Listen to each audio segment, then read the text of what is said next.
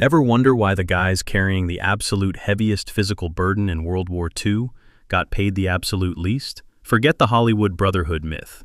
I am going to break down the actual 1944 US Army rank structure, their exact monthly pay, and why getting a promotion often meant wearing shiny new insignia that turned you into the most visible tactical target on the battlefield. I dug through the original 1944 field manuals and pay tables to explain the exact hierarchy from private to general, skipping the Navy, Air Corps, and obscure technical ranks.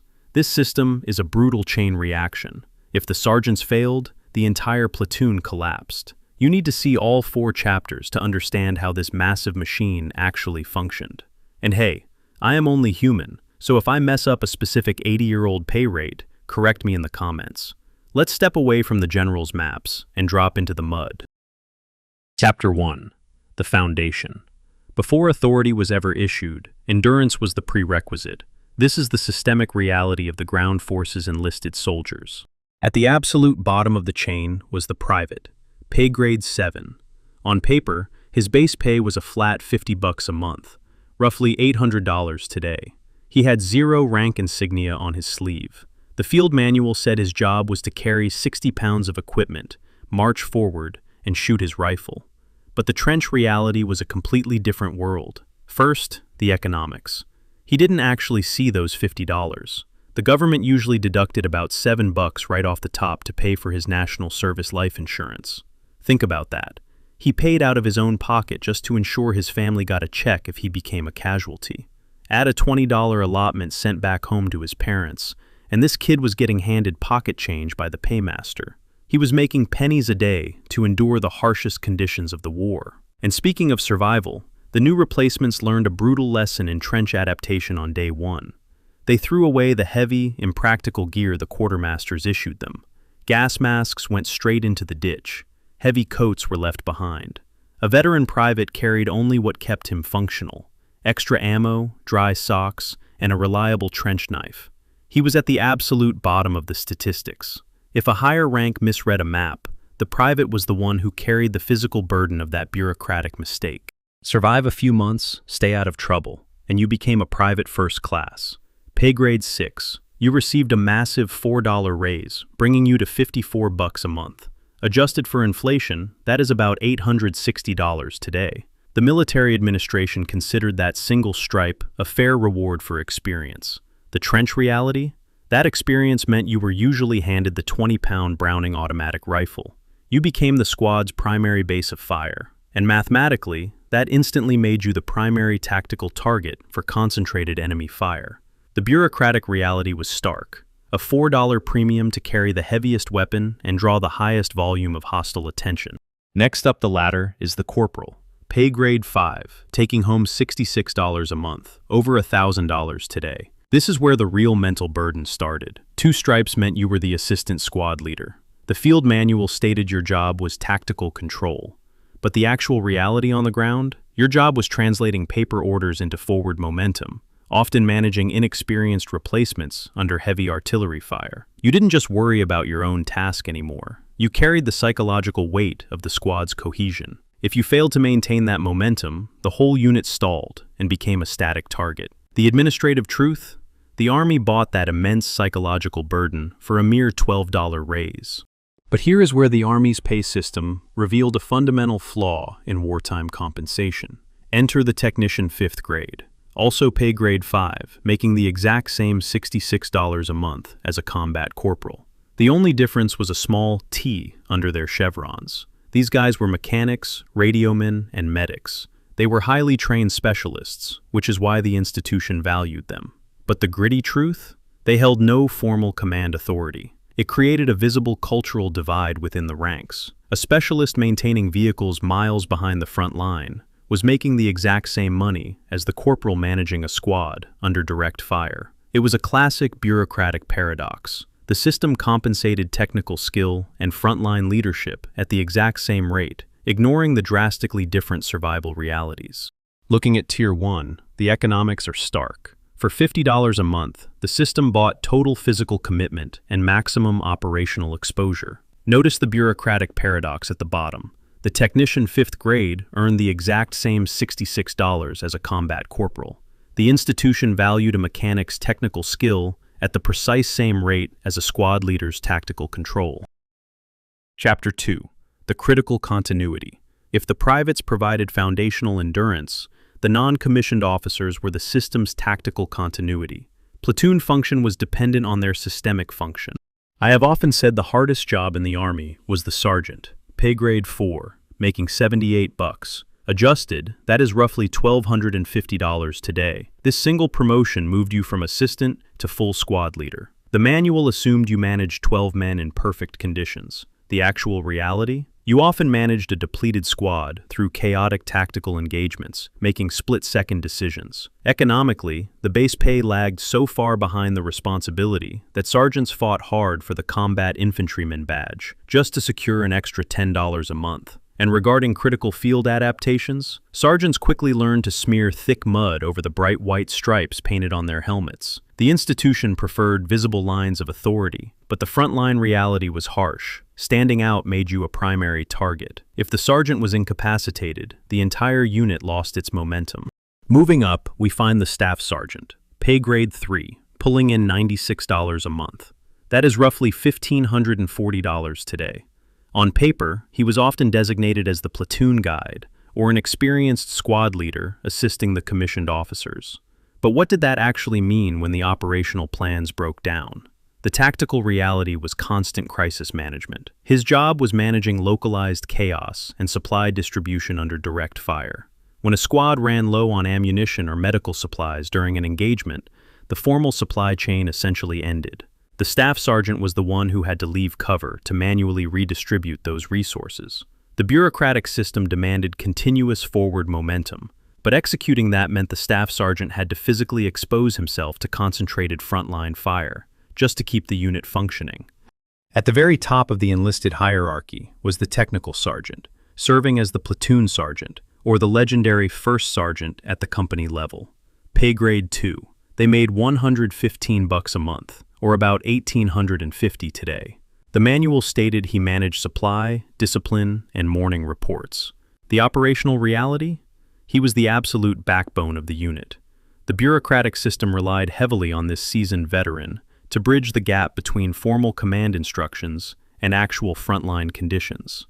His primary, unwritten duty was tactical and psychological, quietly guiding newly commissioned officers, adapting their classroom theories to the harsh reality before they resulted in severe tactical losses.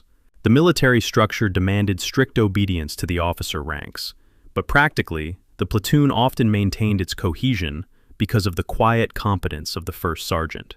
He earned the highest enlisted pay, but he carried the institutional weight of keeping the entire command structure intact under fire. Moving to Tier 2, the Army bought tactical leadership for pennies. A promotion to sergeant brought only $12 extra, but it demanded highly exposed tactical coordination. At the top of this list, the platoon sergeant earned $115. It was the highest enlisted pay, but in exchange, the bureaucracy demanded total systemic continuity. He was the insurance policy that kept the unit from falling apart under pressure. Chapter 3. The Operational Transition. Here we examine the transition from enlisted function to commissioned authority. While pay increased dramatically, the bureaucratic system's exposure and vulnerability for this rank structure also peaked. If you navigated the NCO ranks or graduated from officer candidate school, you became a second lieutenant, pay grade 01. The massive, undeniable financial jump. This newly commissioned officer was pulling in $150 a month. That is roughly $2,400 today.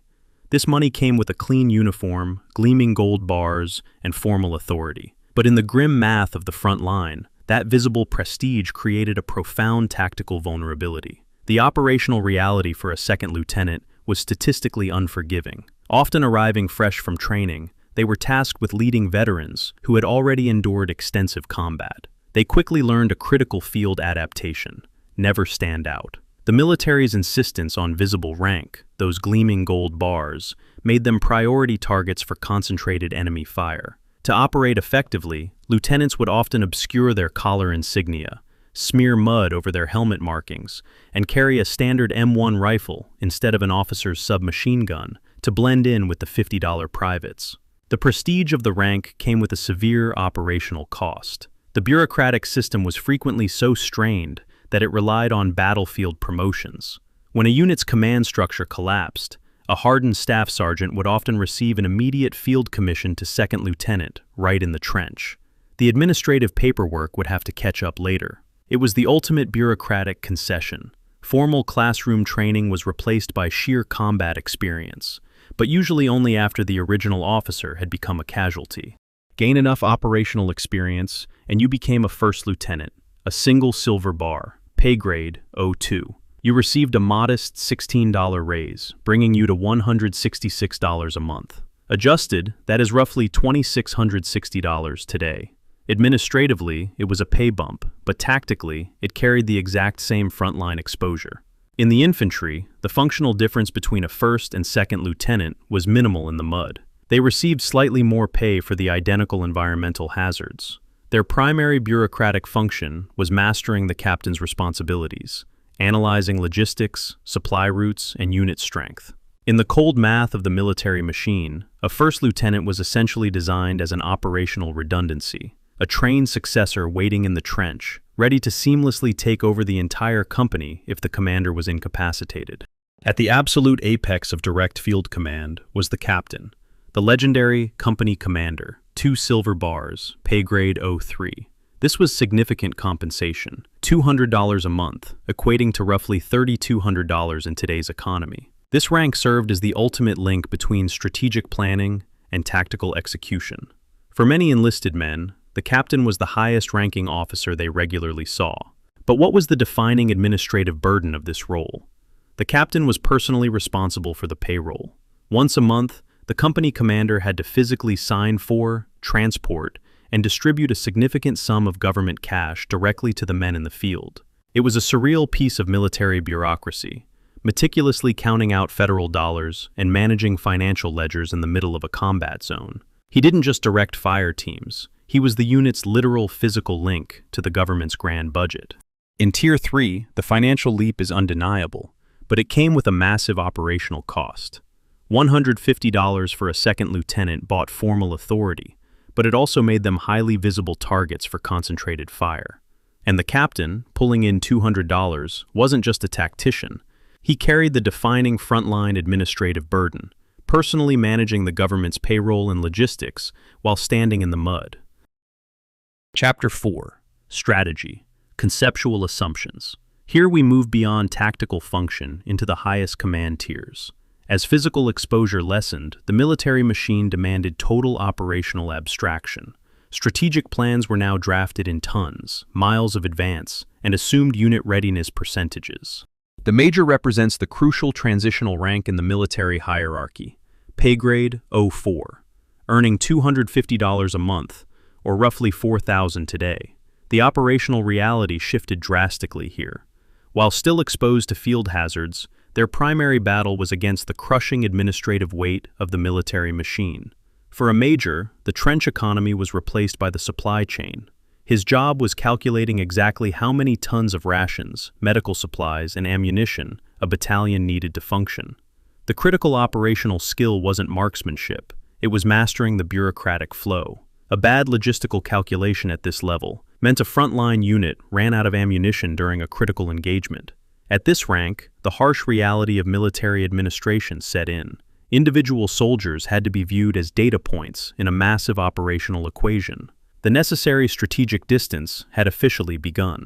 Next is the lieutenant colonel, the battalion commander, pay grade 05, pulling in $291 a month, approaching $5,000 today. He commanded roughly 1,000 men. At this level, individual combat skills were replaced by the massive weight of operational command. For a battalion commander, the primary pressure wasn't just navigating the battlefield, it was avoiding catastrophic tactical errors. If a private made a mistake, the impact was isolated. But if a lieutenant colonel misread a map coordinate by a fraction of an inch and transmitted a flawed fire mission over that field phone, heavy artillery could strike his own positions. His physical distance from the immediate trench meant that a simple mathematical error on a paper map carried more destructive power than a company of enemy soldiers. The pay increased, but the institutional burden of responsibility became absolute.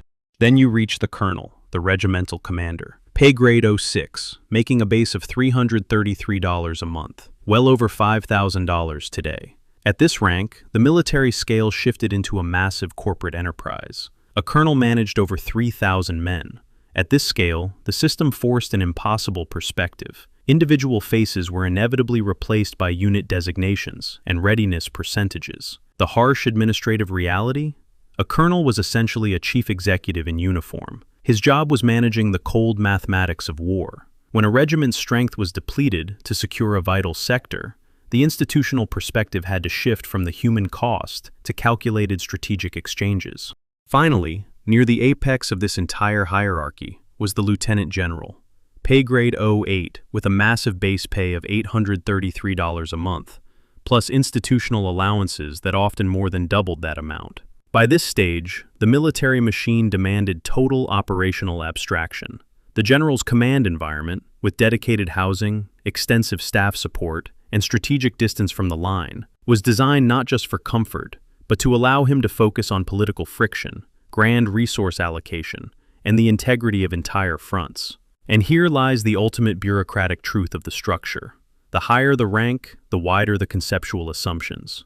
Strategic plans were drafted in thousands of tons, miles of advance, and abstract percentages of assumed strength. But those massive institutional calculations only mattered if the $50 privates, squad leaders, and platoon sergeants turned those concepts into physical action in the mud. It is the defining law of the military machine. Authority flows upward, strategic credit rises, but the entire structure physically rests on the labor of those below. Finally, Tier 4. Here, the military machine fully shifts into a massive corporate enterprise. A major at $250 managed data points, not individual men. A lieutenant colonel's pay reflected the terrifying institutional risk. A single error on his map was more destructive than an enemy attack. And at the absolute top, the general's $833 base pay was an investment in pure strategic continuity. The highest pay went to those managing the cold, abstract mathematics of war. So, when we step back and look at the actual 1944 pay tables, three systemic truths become perfectly clear. Number one, the military pay scale rewarded administrative hierarchy, not operational hazard. The bureaucracy paid pennies for physical endurance at the absolute bottom, and premium salaries for strategic abstraction at the top. Number two, visible authority was an operational liability. The institution demanded clear chains of command with shiny insignia, but on the front line, that formal prestige just made you a primary tactical target. The system's need for neat paperwork clashed directly with the reality of the mud. And number three, the oldest rule of the institutional machine. Grand strategy is formulated in comfort, but executed in the dirt. A general's brilliant mathematical equation only works because a $50 private carries the physical weight of making it happen. Looking at this massive bureaucratic machine, what do you think? Which rank actually carried the heaviest systemic burden for their pay? Let me know your thoughts in the comments below.